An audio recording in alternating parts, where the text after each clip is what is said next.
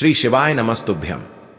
हर हर महादेव। दोस्तों, आप सभी लोग जानते हैं कि 13 सितंबर 2025 यानी शनिवार को पड़ रही है श्राद्ध महीने की षष्ठी तिथि। और दोस्तों, ये वो तिथि है जो पितृपक्ष महीने में पड़ने वाली सबसे बड़ी तिथि है, क्योंकि यह शनिवार के दिन पड़ रही है और इसका बहुत ही बड़ा और विशेष महत्व होता है। पूज्य गुरु जी ने कहा है, अगर कभी भी मौका लग जाए और पितृपक्ष महीने की षष्ठी तिथि शनिवार को पड़ जाए तो आप लोगों को 3 शमी के पत्ते वाला उपाय तो अवश्य ही करना चाहिए। इन दोनों का संयोग बहुत ही कम आता है।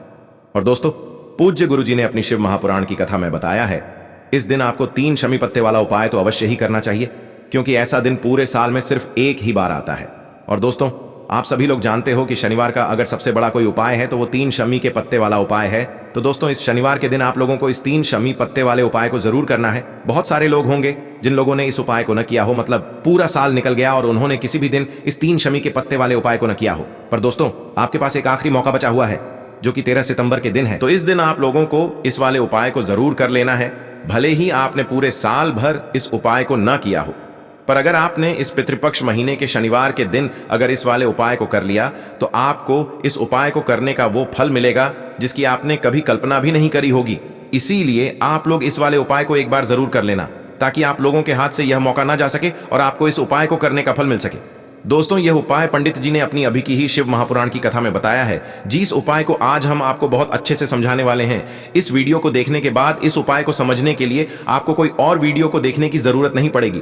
तो चलिए दोस्तों, उपाय को शुरू करते हैं। देखिए, यह इस श्राद्ध महीने के शनिवार के दिन यह इतना खास होता है, इतना महत्वपूर्ण होता है। देखा गया है कभी कभी बड़े बड़े पूजा पाठ अनुष्ठान से जो मनोकामना पूर्ण नहीं होते, वो इस श्राद्ध महीने के षष्ठी के दिन एक छोटे से उपाय करने से ही आपकी मनोकामना पूर्ण हो जाती है।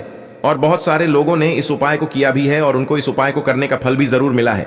अगर आप लोग भी इस उपाय को शनिवार षष्ठी के दिन करना चाहते हैं तो आप इस उपाय को पहले अच्छे से समझ लेना, सुन लेना, उसके बाद करना। आपको इस उपाय का फल जरूर मिलेगा। और इस उपाय को कर लेने से आपके घर में चाहे किसी भी प्रकार की दुख और समस्या क्यों ना चल रही हो, आपको उसका कारण भी नहीं पता है कि भाई यह समस्या किस कारण से चल रही है। उसका कुछ भी कारण हो सकता है, जैसे पितृदोष हो सकता है या किसी भी तरह का मंगल दोष भी हो सकता है। तो इस दिन आप लोगों को ये वाला उपाय कर लेना है। ये एक ऐसा उपाय है, जिस उपाय को अगर किसी विशेष दिन पर किया जाए तो भाई उस विशेष दिन का जो है वह तो हमें मिलता ही मिलता है। पर हमने उस दिन पर इस उपाय को किया है तो हमें उससे भी बड़ा फल मिलता है, और फल बहुत जल्दी मिलता है, क्योंकि आप इस उपाय को बहुत ही बड़े और विशेष दिन पर कर रहे हो। तो चलिए अब उपाय के बारे में बात करते हैं। लेकिन उससे पहले आप लोगों को यह जानना आवश्यक है कि आखिर यह उपाय किस समय करना है, किसको करना है और कैसे करना है। तो चलिए हम आगे आपको वीडियो में एक एक करके बता देते हैं। लेकिन उससे पहले अगर आप लोग हमारे चैनल पर नए हैं तो हमारे चैनल को सब्सक्राइब कर लेना और इस वीडियो को लाइक करके कमेंट बॉक्स में श्री शिवाय नमस्तुभ्यम ओम नमः शिवाय जरूर टाइप कर देना। और अपने फायदे के लिए, गरीबी दूर करने के लिए इस वीडियो को पूरा देखकर जाना, तभी आपको लाभ की प्राप्ति होगी। यदि आज आपने वीडियो को बीच बीच में से देखा, काट काट कर देखा, तो आपको जीवन में कभी सफलता हासिल भी नहीं होगी। तो दोस्तों, इस 3 शमी के पत्ते वाले उपाय को हमें इस शनिवार के दिन कैसे करना है, किसको करना है, किस समय करना है और कहां पर करना है, ये सारे सवालों के जवाब आपको इस वीडियो में मिल जाएंगे। और जो ये वीडियो देखेगा भाई, उसको 3 शमी के पत्ते वाला उपाय जरूर करना चाहिए, क्योंकि इस दिन हल्दी का भी बहुत ही बड़ा और विशेष महत्व होता है। और जब बात आ जाए 3 शमी के पत्ते की, तो ये सोने पे सुहागा वाली बात हो जाती है और ये एक बहुत ही बड़ा उपाय हो जाता है इस शनिवार षष्ठी तिथि का। अब हम समझते हैं इस वाले उपाय को हमें करना किस समय है। इस 3 शमी के पत्ते वाले उपाय को हमें इस शनिवार के दिन करना किस समय है। तो देखिए, इस उपाय को करने का जो समय है वह सुबह का समय है और शाम का समय भी है।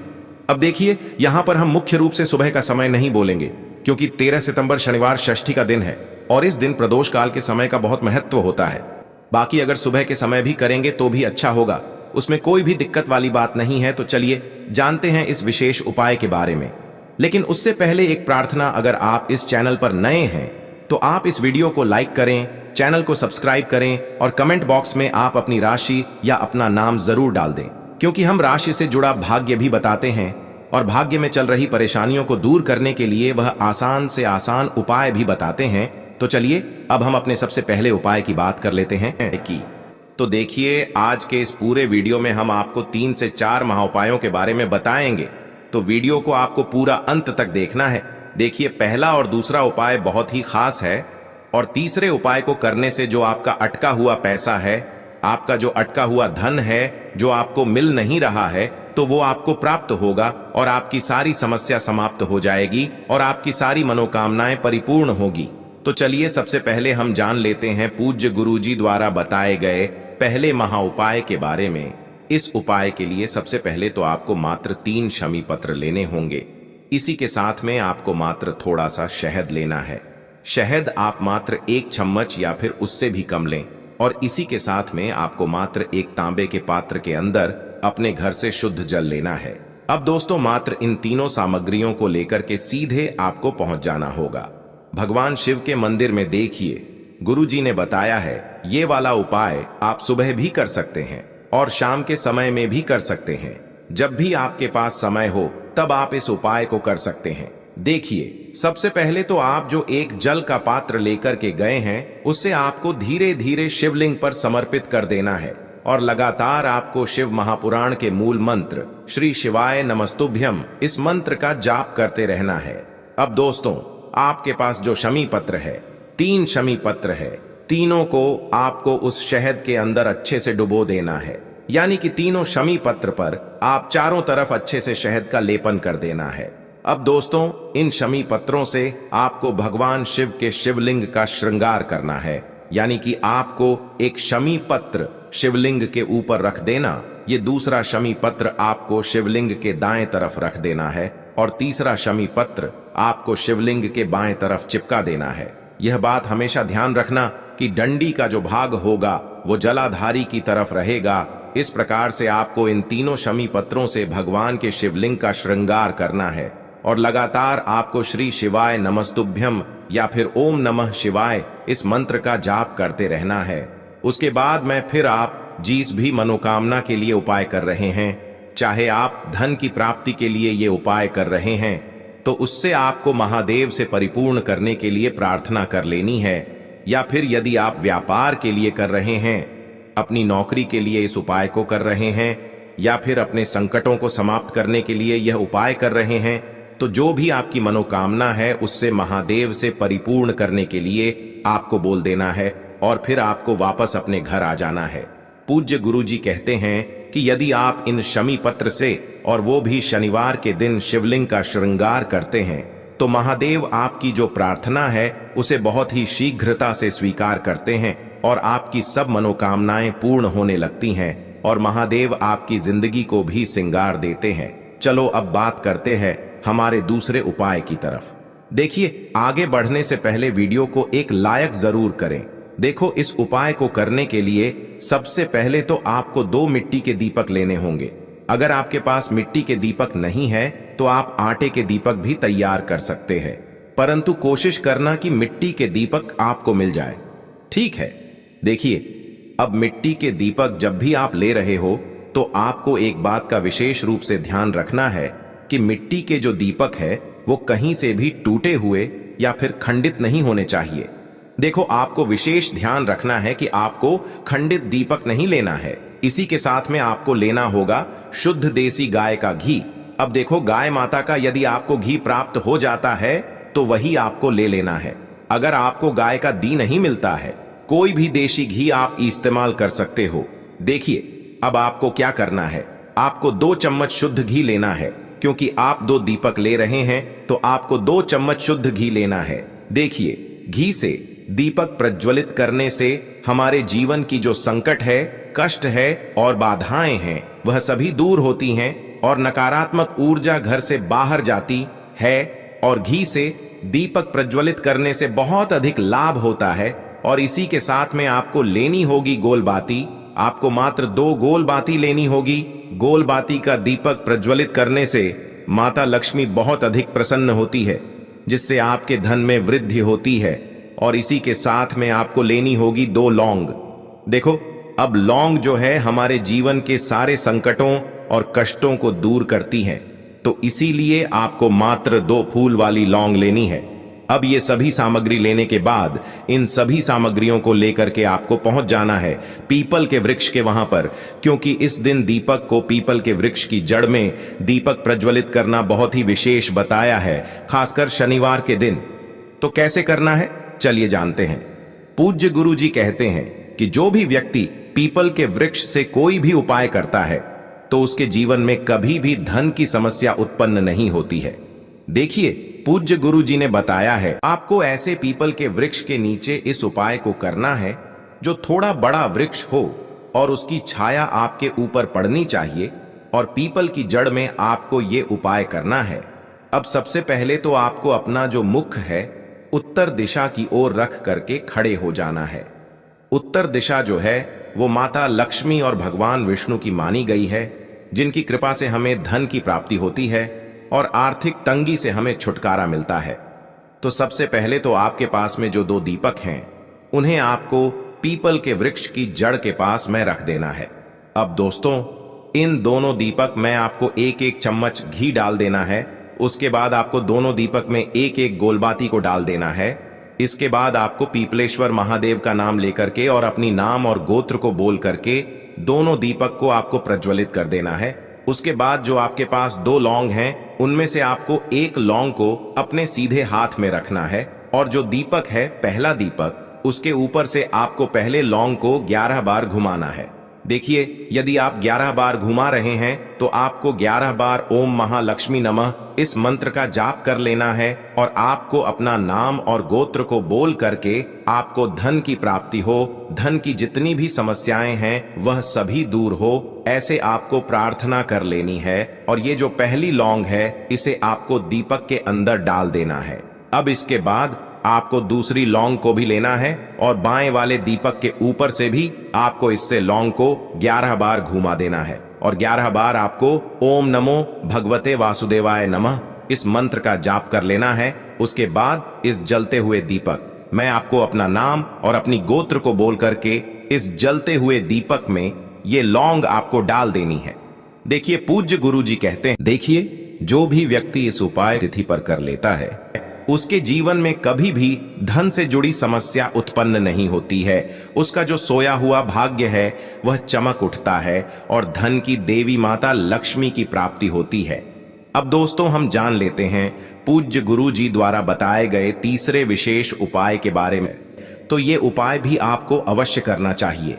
देखिए, यदि आप चाहते हैं कि आपके जीवन में चारों दिशाओं से धन की कोई भी कमी न हो, यानी कि आपके जीवन में चारों दिशाओं से धन के जो स्रोत है वो बंद ना हो और चारों दिशाओं से आपके घर में आपके जीवन में धन आए, तो आपको आज के दिन ये उपाय करना चाहिए। आज के दिन पीपल के वृक्ष में भगवान विष्णु और माता लक्ष्मी का निवास होता है। पीपल के वृक्ष में देखिए, आपको एक चौमुखी दीपक लेना है। आप माटी का दीपक भी ले सकते हैं और आटे का दीपक भी आप बना सकते हैं। देखिए, दीपक के अंदर आपको 4 बातियों का प्रयोग करना है। साथ ही साथ दीपक में आपको घी का प्रयोग करना है।